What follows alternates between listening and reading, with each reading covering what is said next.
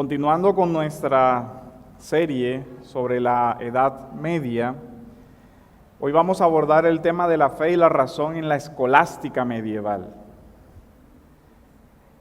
La fe y la razón en esta etapa de la historia conocida como escolástica, que va desde la caída del Imperio Romano hasta el inicio del Renacimiento.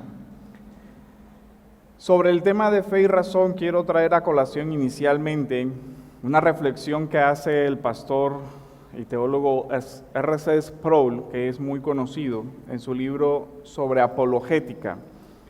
Y él dice: los enemigos del cristianismo han recitado el repertorio de que la religión descansa sobre la fe ciega y no sobre la razón durante tanto tiempo que muchos, incluso dentro de la iglesia, han llegado a creerlo. Miren la reflexión con la que comienza Sproul. Los enemigos de la fe han venido diciendo desde hace muchos años que la fe es contraria a la razón, dice, pero no es la afirmación en sí la que debe preocupar a la iglesia. Lo que debe preocupar a la iglesia es que la iglesia ha creído esa mentira de que la fe es contraria a la razón. Que muchos creyentes todavía ven una distinción entre fe como una creencia sin justificación racional y la razón como la búsqueda de una justificación para la creencia. Y en esa ruptura muchas personas han creído que creer es creer lo absurdo. Después comenta Sproul: lo que es irracional o absurdo no es digno ni de ser creído ni de compromiso personal. Quien abraza lo irracional es el tonto. Abrazar lo absurdo no es una tarea de la fe, sino de la credulidad.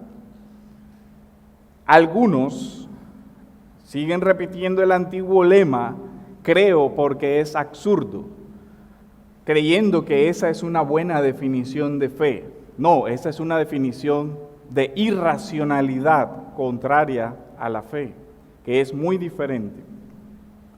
Estas ideas de que la lógica, la razón, son contrarias a la fe y de que la fe en esencia es un salto al vacío o un conjunto de creencias sin justificación, que por definición serían inválidas al no estar justificadas, es lo que se entiende por fe. De tal manera que en la mente de muchos la fe y la razón son dos cosas que están en extremos contrarios. La consecuencia de eso es que la fe, contraria a la razón, sería igualmente contraria a la ciencia y al desarrollo del pensamiento. Luego también la fe sería contraria a todo resultado del pensamiento humano y sobre todo en esta época se vio el debate sobre si había alguna posibilidad de relación entre la fe cristiana y la filosofía no cristiana. Normalmente todos hemos escuchado un mito que se ha arraigado en la cultura de Occidente, que la Edad Media fue la edad del oscurantismo, que la Edad Media fue la edad de las tinieblas en la historia de la humanidad. Si bien es cierto, el cristianismo sabe que la razón desnuda no es la base de la fe, que la revelación bíblica nos muestra los límites de la razón, la fe no está por debajo de la razón, sino que la fe trasciende la razón, pero sin ser irracional. Lo que sucede es que reconocemos que nuestra mente tiene un límite, pero no es desprecio de la mente, que son dos cosas diferentes. En consecuencia, parte del objetivo de la escuela de hoy es demostrar que no hay una contraposición entre la fe y la razón, ni entre la fe y la ciencia, ni necesariamente entre la fe y la filosofía, aunque existan algunas filosofías que son contrarias al contenido de la revelación, que es diferente. Pero no creemos que todo razonamiento humano deba ser desechado, ni tampoco que toda hipótesis humana constituya verdadera ciencia. Ya lo dijo la misma Escritura. Hay ideologías que se hacen pasar por ciencia. La falsamente llamada ciencia de la que habló también Pablo, o las filosofías y huecas sutilezas que no son más que errores de pensamiento revestidos de inteligencia, o como diría uno de los escolásticos, docta ignorancia, ignorancia ilustrada, pero al fin y al cabo ignorancia, Nicolás de Cusa. Hay un mito construido que pregona que la Edad Media fue la edad de la sinrazón, del misticismo, del estancamiento del pensamiento, y muchas personas tienen esa idea. La raíz de esa idea, simplemente que fue una edad donde la iglesia tuvo una preeminencia cultural, y por eso se entiende per se, por sí mismo, por el hecho de que la iglesia estuvo como tutelar de la cultura, que esa fue la época donde no se desarrolló el pensamiento. Parte de lo que queremos demostrar es que sin la Edad Media, sin el desarrollo del pensamiento que sucedió en la Edad Media, no existiría ni Renacimiento, ni Ilustración, ni Occidente como lo conocemos hoy. Y en parte gracias a la conservación que la Iglesia hizo de los grandes textos del pensamiento occidental que son conservados a lo largo de todo este siglo. Alfonso Ropero comenta sobre esta idea, dice: existe la creencia bastante generalizada de que la Edad Media, que son los 1000 años que separan el final de la cultura grecorromana del Renacimiento, no agregó nada al conjunto acumulativo del pensamiento. Esta creencia es incorrecta. Ahora sabemos que los cimientos sociales, económicos, intelectuales de la ciencia, de la política y del pensamiento moderno en Occidente fueron puestos en la Baja Edad Media. La Edad Media no fue esa época gris y nebulosa que a menudo nos representamos. Alguien podría decir, bueno, es un pensador cristiano, así que defiende su idea. Pero el historiador de la ciencia, Alexander Coiré, en su texto sobre el origen, ya les hago la cita textual, Coiré expresa lo siguiente, que no se le puede tachar de ser un pensador cristiano, sino que se le consideró como uno de los más grandes historiadores de la filosofía de la ciencia. Dice, ahora bien, la filosofía escolástica, lo sabemos ahora, ha sido algo muy grande. Son los escolásticos los que han llevado a cabo la educación filosófica de Europa y han creado la terminología de la que nos servimos aún. Son ellos quienes con su trabajo han permitido a Occidente volver a tomar, o incluso más exactamente, tomar contacto con la obra filosófica de la antigüedad. Dice Coiré, así, a pesar de las apariencias, hay una verdadera y profunda continuidad entre la filosofía medieval y la filosofía moderna. Esto es interesante, pues muchos todavía creen el mito de que la Edad Media no aportó nada al desarrollo del pensamiento. Nos vamos a detener primero a ver cómo se relacionó en la patrística antigua fe y razón, y luego cómo ese debate pasa a la escolástica medieval. Y alguno dirá, ¿qué tiene que ver esto conmigo hoy? Lastimosamente, no solamente en la Edad Antigua, sino en la patrística, como en la Edad Media, como hoy todavía el fideísmo, la idea de que la fe debe dejar de lado la razón, está inculcada en la iglesia.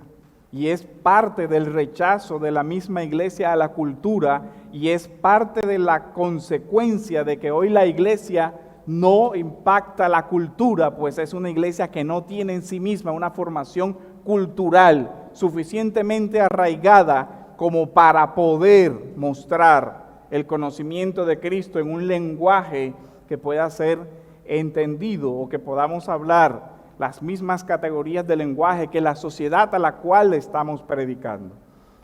Ese fue un problema antiguo al que se enfrentó la iglesia. La patrística se enfrentó al lenguaje filosófico de Aristóteles y al platonismo antiguo, al escepticismo antiguo, que era el relativismo posmoderno de hoy, la negación de una verdad objetiva. A todo eso se enfrentó la iglesia. La iglesia tuvo dos opciones. Existe la tesis de hay que simplemente desconocer todo eso, y la fe, entendida como una fe que no justifica sus creencias, es lo que debemos enseñar. Por otro lado, otra escuela dentro del pensamiento cristiano antiguo, patrístico primero, dijeron no, nosotros podemos responder las acusaciones de los paganos con sus propias razones y podemos destruir sus argumentos con su propio conocimiento. Y eso es lo que vamos a hacer. Y salen los padres apologistas, quienes utilizando un lenguaje similar al de su época para ser entendidos, comienzan a hacer una labor apologética. Lo que nosotros conocemos como los padres apologistas era la respuesta de la iglesia a la cultura de su momento. Ahora, las dos ideas, curiosamente, siguen hasta nosotros hoy. Hoy también la iglesia se divide entre aquellos que tienen una actitud negativa frente al conocimiento humano, a lo que llaman el conocimiento del mundo, que ven la ciencia como con recelo porque es peligrosa para la fe. Luego hay que cerrar el círculo y quedarnos en lo que es seguro y no entrar en un debate con la ciencia moderna o con los avances modernos o con lo que sea, porque eso es peligroso para la fe. Pero existe también desde antiguo y existe hoy la otra escuela, aquellos que dicen, todo conocimiento humano es, así no sea reconocido por aquel que lo profesa, un don de Dios, en cuanto a que el pensamiento es parte de la imagen y semejanza con la que Dios dotó al ser humano. La distinción que Dios le dio al hombre sobre los animales es su capacidad de razón. Luego entonces, aunque caída, lo que implica límites, lo que implica distorsiones, lo que implica que hay que examinar esas conclusiones de la razón, aún así, la mente humana es capaz de productos valiosos de desarrollos científicos que benefician, y que muchos de esos desarrollos han sido hechos por personas no creyentes, y por el hecho de que sean no creyentes no vamos a desaprovechar ese recurso de la razón. Vemos entre los primeros representantes de una actitud de rechazo a Tertuliano, quien formulaba que fe implica, o detrás de la fe hay un rechazo de la razón. Para Tertuliano hay también, en consecuencia, un abismo entre cristianismo y cualquier tipo de pensamiento o filosofía. En consecuencia también hay una oposición entre fe y ciencia como irreconciliables. Esta posición de Tertuliano, estamos hablando de la patrística temprana, se formuló o se recopiló con esta frase latina: Credo quia absurdum es. Creo porque es absurdo. Miren la definición de la fe de Tertuliano, reconocido padre de la iglesia que después terminó siendo montanista, un hereje. Pero para Tertuliano la mejor definición de fe es: yo creo porque mi creencia es absurda. Miren eso. Pero sorprende de verdad. ¿No lo vemos nosotros también hoy? Yo creo, ¿y por qué? Porque sí. Porque eso es imposible. Luego entonces tiene que ser cierto. Y uno dice, caramba, un razonamiento altamente peligroso. Con esa forma de pensar, ¿qué vamos a construir como sociedad? Yo creo esto, ¿por qué? Porque es lo más absurdo que hay. Luego entonces tiene que ser cierto. De verdad, peligroso. Ahora, a esa actitud responde una visión distinta que encontramos también en la primera patrística en Justino Mártir, que fue educado antes de ser creyente en la filosofía griega y que después fue conocido como Justino el filósofo. Sobre esta actitud vemos en Justino que fue el pionero en la relación entre el pensamiento filosófico y la fe cristiana, pero siempre con un discernimiento crítico sobre una cosa y la otra. Él había dicho: la única filosofía segura y provechosa es la fe, pero por eso no desecha la realidad de que fuera de la iglesia existía un pensamiento que había que rescatar, y afirma con claridad que hay que estimar ese desarrollo. También Clemente habría dicho que el Evangelio es la verdadera filosofía, pero veía la filosofía como se veía en el judaísmo a Moisés, como la preparación para el Evangelio. Así vemos la distinción entre ambas formas de acercamiento al pensamiento. Ahora, llegó después lo que se llamó los padres capadocios. Estamos hablando del siglo III al IV. Los grandes padres capadocios, Gregorio Nacianzo, Basilio y Gregorio de Niza, volvieron a asumir la posición de Justino Mártir y comenzaron a decir: hay que hacer un diálogo con la razón y responder con la razón a los ataques que se formulan contra la iglesia.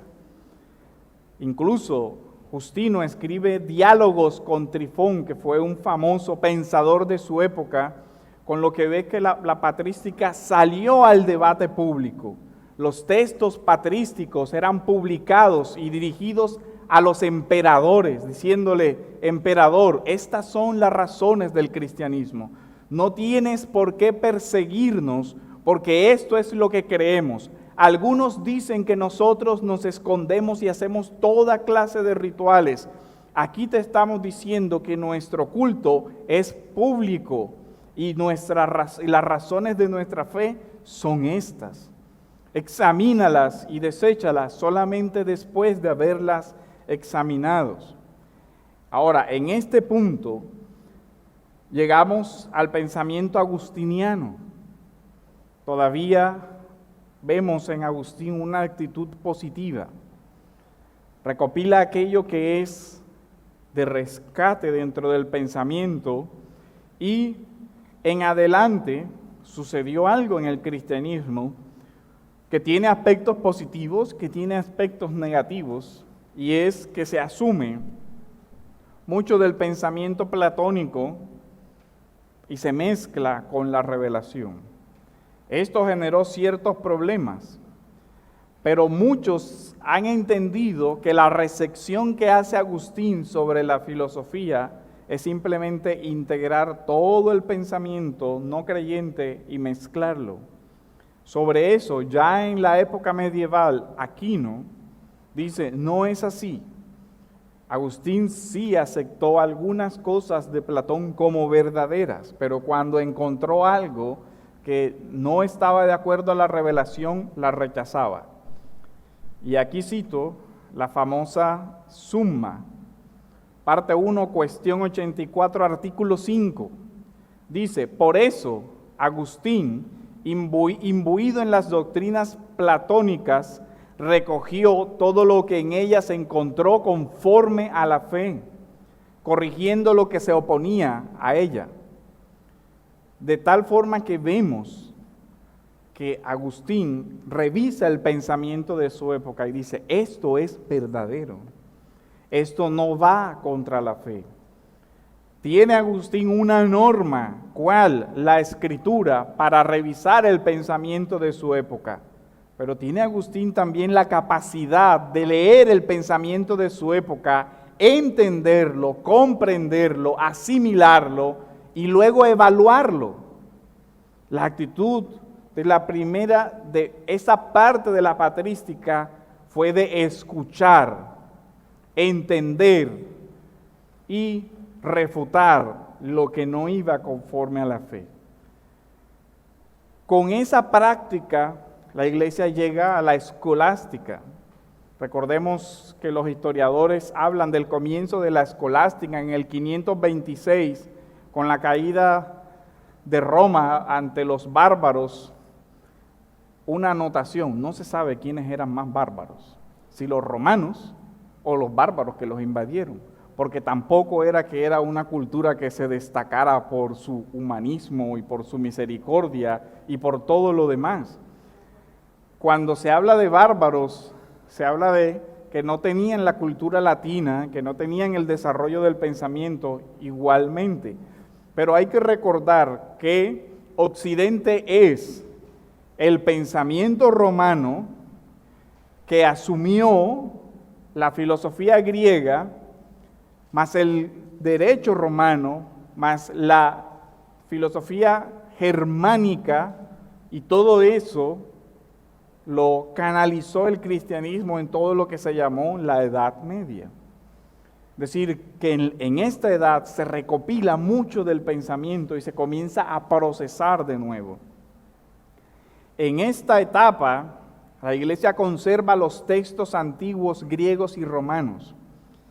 ¿Sabe por qué usted puede hoy leer Aristóteles, Platón, Plotino, los presocráticos?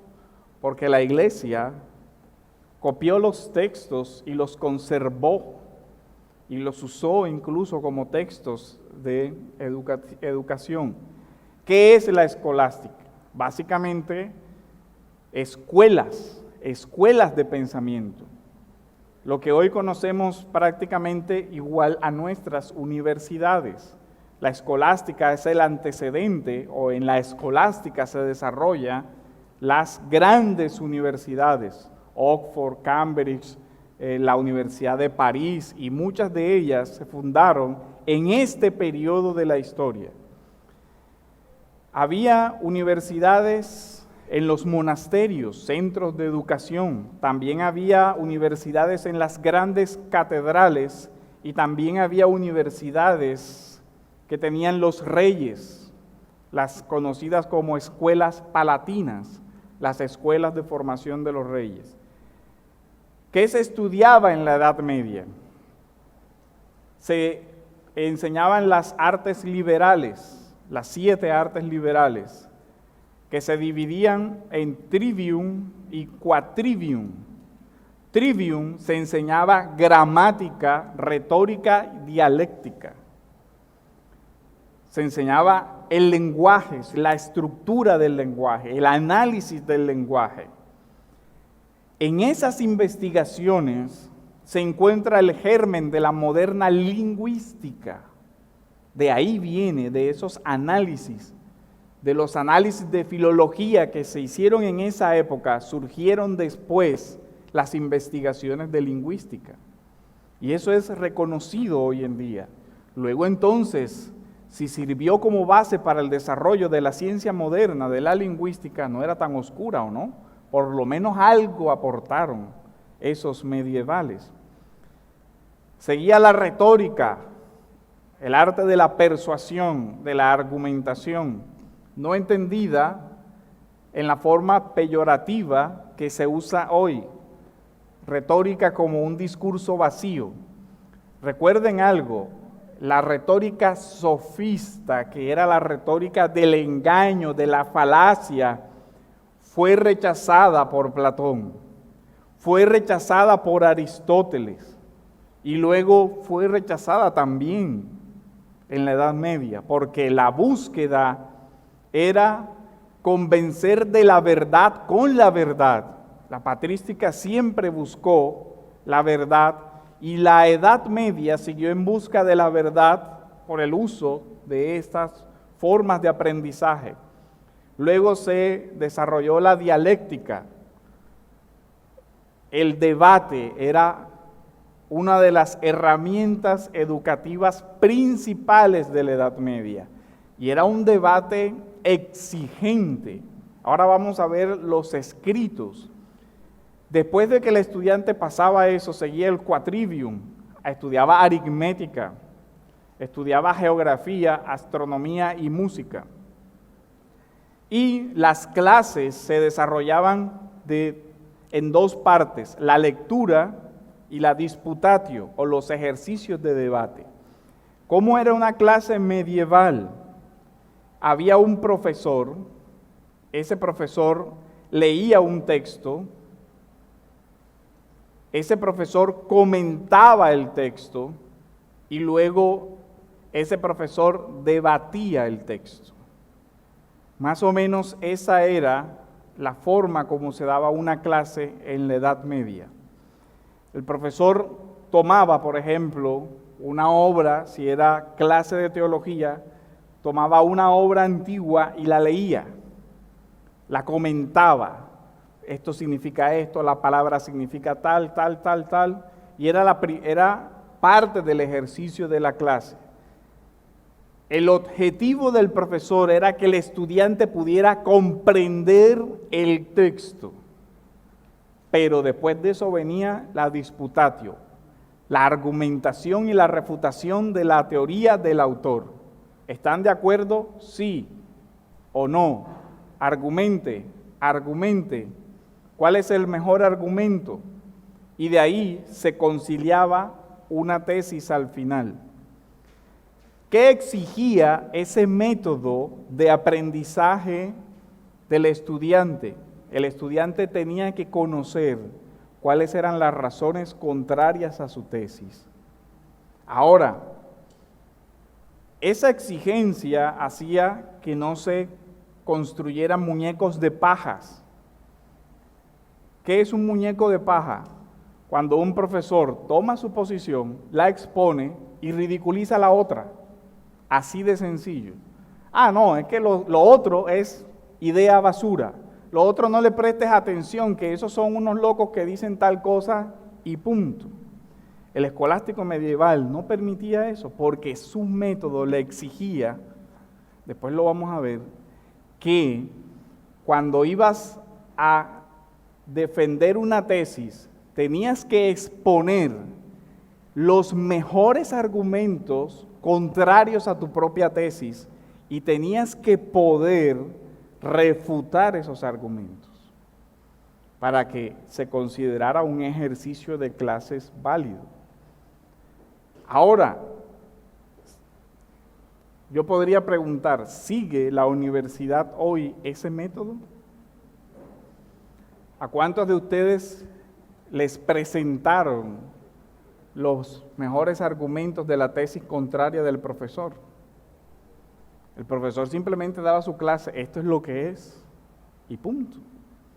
No hay posibilidad de discusión porque las otras ideas simplemente son eso, otras cosas que no tienen relevancia. Luego entonces vemos cómo, para ponerles un ejemplo de la exigencia del método de estudio medieval, el profesor Kenny nos explica cómo era la suma, que era la recopilación de la enseñanza medieval. La estructura de la suma era artículos o tesis, una tesis académica. el autor comenzaba proponiendo una tesis, formulando algo. Dios existe, por ejemplo, una tesis.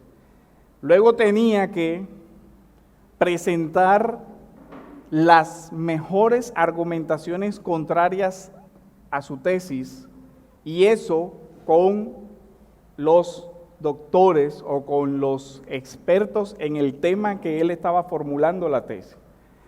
¿Eso qué exigía? Que el escolástico medieval tenía que conocer el pensamiento contrario en sus mejores exponentes. Es decir, él no simplemente decía, Dios existe, ¿por qué? Por esto y por esto. No, él primero tenía que decir, Dios existe, tesis. Y fulano y fulano dicen que no, por esto y por esto. Solamente cuando se conocen las tesis contrarias, él va a presentar su propia tesis. Pero otra autoridad dice sobre lo que dicen estos tal. Luego, esa persona tenía que comenzar con todas las tesis contrarias a refutar una por una. A esta, esto. A la segunda, esto. A la tercera, tal. La conclusión es entonces tal. Solo si podía presentar argumentos suficientes considerados válidos para desconocer las primeras tesis. Eso se hacía en una universidad. Ahora yo pregunto, ¿eso se hace en nuestras universidades hoy? ¿Le enseñaron a usted la escuela diferente de pensamiento en la que le estaban enseñando? Y ahí vemos cómo hoy la universidad se ha convertido en gran medida en centros de difusión de ideologías y no en educación que evalúe seriamente argumentos y que pueda dar razones. La escolástica, como muchos creen, no se fundamentó sobre el desconocimiento. Vemos a un maestro escolástico diciendo, Aristóteles sobre Dios decía esto y esto. Pero la Escritura dice esto y esto. La razón por la cual el razonamiento de Aristóteles aquí no es correcto es por esto y por esto. Luego podemos apartarnos de la autoridad que representa Aristóteles con una justificación. Eso para hablar de que el dogma medieval no era irracional. El dogma medieval no era, creo esto, ¿por qué? Porque sí, y punto. No. El dogma medieval pasó por un proceso de estudio, de reflexión, de cuidado. Pregunto, ¿las creencias de la iglesia hoy se construyen de esa manera? ¿Pasaron un proceso? ¿Sabe usted por qué las confesiones de fe tienen la estructura que tienen? Porque existió una escolástica reformada. El método de la escolástica reformada fue lo que se llamó dicta probantia, una afirmación probada, una tesis probada, una tesis con fundamento en una autoridad. Es decir, la Biblia dice tal, o Dios es esto, prueba el versículo que sustenta la hipótesis o sustenta la afirmación. Esa es, y los reformadores en mucho de su formación intelectual usaron en la misma metodología de la escolástica, tesis, antítesis, fundamento, conclusión. Por eso usted ve que las confesiones, los credos siguen cierta metodología que la iglesia ha abandonado. Ahora, vemos que eso exigía, había otro ejercicio de la escolástica. El debate de clase era el primero, pero había un ejercicio más exigente en la universidad medieval. ¿Usted va a sostener una tesis? Bueno, lo colocaban delante de todo un público, exponga su tesis, y cualquier persona del público podría levantarse, objetarle, refutarle, y usted tenía que contestar a todos los argumentos que los escuchantes, los que estaban ahí escuchando su disertación, le formularan. Y tenía que responder también a las objeciones que sus pares, es decir, los otros profesores, le hicieran a su tesis. Así entendemos la Reforma.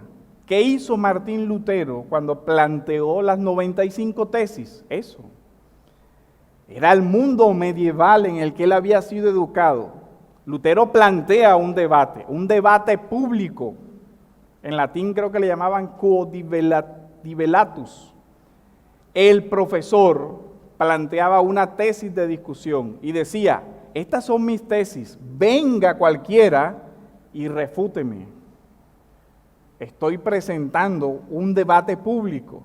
Ahora, ¿qué dijo aquellos qué dijeron o cómo se respondió al planteamiento del debate de Lutero? Cállate, no puedes decir nada. La autoridad de la iglesia no te permite hablar. Punto. Ahí acabó el debate. O eso pensó el Papa que dio la censura, pero a alguien se le ocurrió coger esas tesis y como ya estaba la imprenta, pasarlas por la imprenta y circularlas.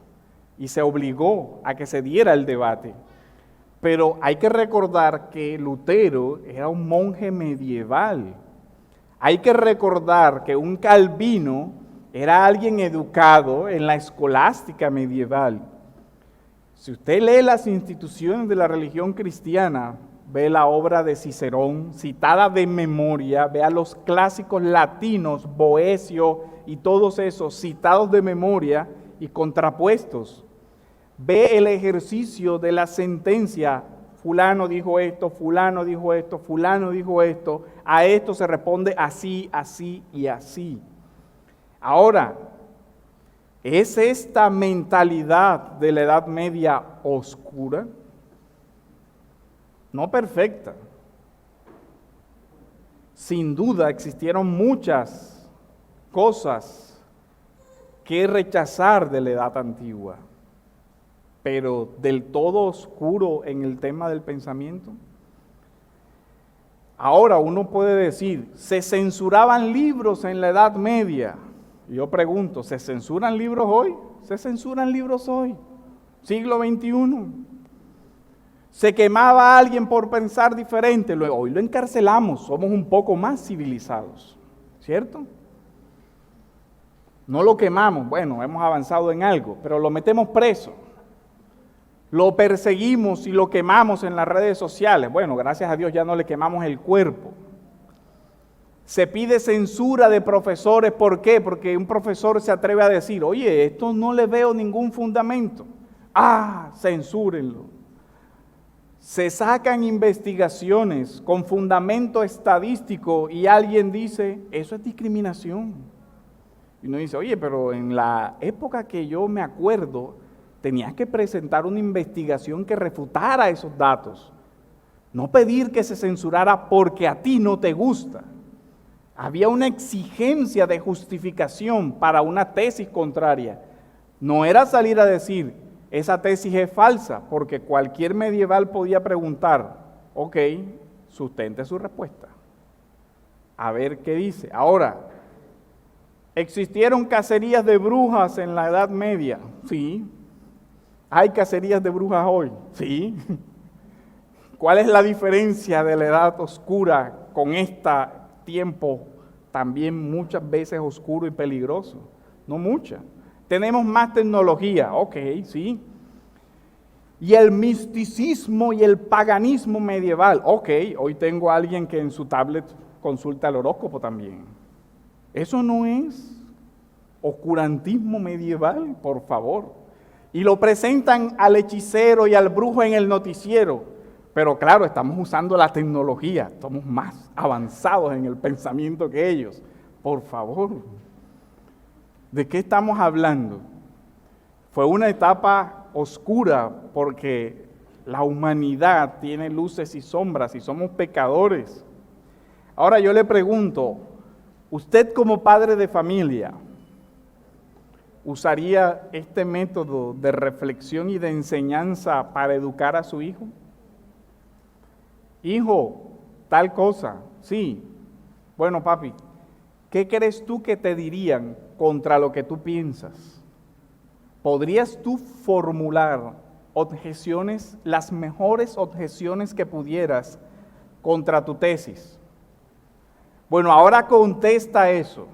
Si al final tu conclusión se puede sostener después de que tú mismo has formulado objeciones y las has podido contestar, bueno, tienes el primer paso para decir que has pensado bien una idea. Ahora falta que la expongas y que puedas responder todas las objeciones que te hagan, justificándolas. Pregunto, ¿seguimos ese método de aprendizaje? Yo creo que la escuela de hoy es más medieval que la propia escolástica, porque muchos profesores simplemente dicen, esto es el dogma, esto es lo que tú tienes que creer. Sabes si puedes repetir y hasta de memoria. Y todavía hay profesores así. ¿Por qué eso es así? Ah, no, pero él sabe repetirlo, ¿ah? Es todo un ilustrado moderno. Sí, ¿cómo no? Pregúntale por qué eso es de esa manera y te darás cuenta que no sabe. En todas las áreas del saber. Yo conozco profesionales del derecho que saben llenar una minuta. Cogen un modelo y lo rellenan. Aquí va esto, aquí va esto, aquí va esto. ¿Por qué pusiste esto? Ah, porque así estaba en el modelo. Sí, bueno, el modelo está mal. Ah, no, pero así estaba en el modelo. Y su argumentación sigue siendo, el modelo dice así, punto. Eso no es dogmática irracional, eso es dogmática irracional. Él no sabe por qué ese modelo está construido de esa manera. Ni si es un buen modelo, ni si tiene que cambiarle algo al modelo. Estamos recayendo. Estamos volviendo a ese misticismo, sí. Lastimosamente, Occidente, en nombre del desarrollo del pensamiento, está cayendo en eso. Ahora, ¿cuál es la visión cristiana sobre la fe? Pablo no dice que debemos renovarnos en el espíritu de nuestra mente. Pablo no dice, por tanto, hermanos, les ruego por las misericordias de Dios, que presentéis vuestros cuerpos como sacrificio vivo y santo, aceptable a Dios, que es el culto racional de ustedes. ¿No dice Primera de Pedro 3:15 que debemos presentar razones de la esperanza que hay en nosotros? Ahora te pregunto, ¿cuáles son las razones por las cuales tú crees que la Biblia es la palabra de Dios? Suponte que yo soy un musulmán que te dice, Alá dijo, ¿por qué tú me dices que ese texto es el válido y no el mío? En primer lugar, ¿por qué tú dices que hay un Dios y no hay nada?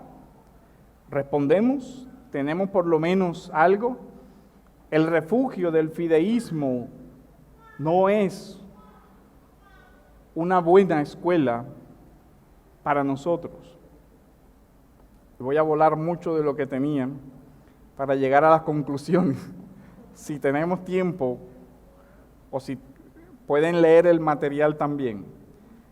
Para finalizar, podemos concluir el estudio de la Edad Media con fuentes adecuadas muestra la oscuridad, sí, los defectos de esta época de la historia, también, pero no nos engañemos, la oscuridad se debe a que el agente principal de la historia es el ser humano que tiene un corazón oscurecido por el pecado.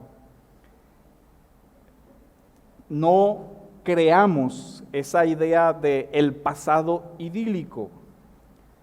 Nosotros vimos actos de barbarie en la Edad Media. Las cruzadas fueron un evento terrible en la historia. Pero en nuestra era vimos a Hitler, vimos a Mussolini, vimos a Idi Amin, tenemos al Estado Islámico, Eso también es barbarie, ¿o no? ¿Por qué? Porque el agente humano sigue siendo profundamente oscurecido. También vemos una era sin razón. Quizás no quemamos al otro, pero sí lo perseguimos por todos los medios para censurarlo y destruirlo por la única razón de que piensa diferente y muchas veces sin un argumento contrario serio. La época antigua, la época medieval, vivió paganismo, vivió misticismo, vivió brujería. Uno dice sí, pero hoy tenemos brujería que nos presentan en el noticiero y no objetamos eso porque somos posmodernos y desarrollados. ¿Qué es la nueva era? Toda la teoría de la nueva era es el resurgir de todo el paganismo antiguo. Lo que está haciendo hoy Occidente es devolverse. Miren, no ni siquiera a la época del primer siglo, sino a un paganismo anterior al primer siglo, al ocultismo egipcio, a los druidas, a los celtas. ¿O no vemos eso? Yo no sé si se acuerdan del canal ese, Abre tu mente, infinito. Qué cosa tan peligrosa. Eso era el paganismo. Ahora, paganismo de 2000 o 3000 años antes de Cristo, que ahora vemos por los medios tecnológicos del siglo XXI. Pero el mismo paganismo. Hoy vemos a esa persona con su portátil, con el internet y con todo lo que tenemos hoy buscando su horóscopo en línea, buscando quién le lee las cartas en línea. Pero los medievales eran los atrasados, ¿no? Nosotros somos el non plus ultra de la tecnología, pero con esa tecnología seguimos pensando 5 o 3 siglos antes del cristianismo. El irracionalismo. En medio de todo esto hay una gran confusión en la mente de muchas personas no cristianas. Pero pregunto, ¿no hay también una gran confusión en la mente de muchos creyentes hoy? También la hay. Lastimosamente, la condición de la iglesia hoy también es de un ir y venir y de un sin razón que a uno le preocupa hacia dónde va la iglesia hoy. ¿Cuáles son los criterios de la iglesia hoy? Normalmente uno no las escucha y cuando las escucha aterran. Por lo menos a mí a veces me aterran. Escuché a alguien a comienzos de año que repetía lo de Tertuliano. Yo le decía, pero ¿por qué tú pretendes hacer eso? Es que yo creo. Y dice, pero tú no te das cuenta que eso es absurdo. Dice, claro, por eso lo creo, porque es absurdo. Váyase de espaldas, era un senador. Terrible, ¿no? Que me lo dijera Juanchito, que no ha tenido una formación, que no ha tenido un estudio, pero que lo diga uno de nuestros senadores. Eso no es ni siquiera Edad Media, eso es siglo III, Tertuliano. Preocupa. Dios nos manda a estar preparados para presentar defensa de todo el que demande razón de nuestra esperanza. Hacerlo con mansedumbre y reverencia. ¿Lo hacemos? ¿O estamos preparados para hacerlo? ¿Nos estamos preparando para hacerlo? Termino con el discurso de John Wesley de 1756 a los clérigos. ¿Tengo un conocimiento adecuado de las ciencias?, les preguntaba. ¿He pasado por la puerta de ellas, la lógica? Si no, no podré ir muy lejos antes de tropezar en su umbral. Mi estúpida indolencia y pereza no me impulsan a creer que lo que los sabios falsos afirman, que la lógica no vale de nada. Todavía lo repetimos hoy, la lógica, no, eso no sirve para nada. Y dice, y responde Wesley, por lo menos sirve para esto cuando es comprendida, para obligar a la gente a hablar menos, mostrándoles exactamente lo que es y lo que no es, y cuán difícil es probar cualquier cosa. Pregunta Wesley, ¿entiendo la metafísica? Dice, si no, entiéndase metafísica como la tesis de el ente y por qué existen las cosas, no la metafísica esa metafísica de Aristóteles, no la metafísica de ahora. Dice, si no, las profundidades de los sabios, las sutilezas de un Escoto o la mente de un Tomás, por lo menos los rudimentos, los principios generales de la ciencia, las he dominado lo suficiente como para aclarar mi comprensión y ordenar mis ideas bajo los títulos adecuados, de manera que me capacite para leer con facilidad y con placer y con provecho esas obras antiguas. Alguien decía, la definición de clásico es un libro que todo el mundo dice que es bueno, que nadie ha leído. Estamos volviendo a una edad oscura realmente. Muchas de las grandes obras del pensamiento, la mayoría de nuestros contemporáneos no las conocen. Muchas de las grandes obras de teología, los contemporáneos teólogos no las conocen. Hermanos, reflexionemos el cuidado que nosotros debemos tener con la mayordomía de nuestra mente, porque nuestra mente fue un don de Dios, don del que Dios nos pedirá cuentas sobre cómo cultivamos nuestro pensamiento para su gloria y los dones que hemos recibido también para su gloria. Que el Señor nos ayude.